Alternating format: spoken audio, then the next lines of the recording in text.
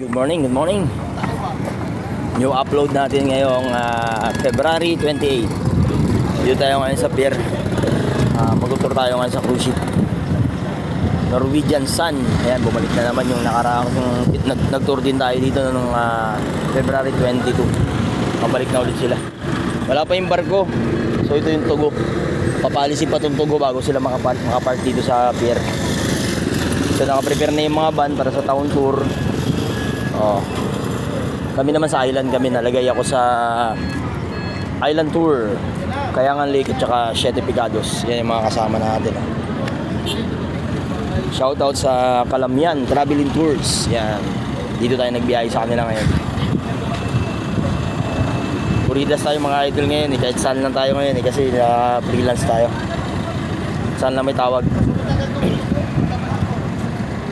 So yun, mamaya abangan nyo na lang. Yun, shoutout sa lahat ng mga followers natin dyan. Pasensya na bakit ako laging walang mga upload na bago. Busy kasi, nanganak kasi si Mrs. May baby ako na inaasikaso. Ayun. So sana magtuloy-tuloy yung upload natin kapag may mga biyahe. Ayun, hanggang dito lang. Salamat!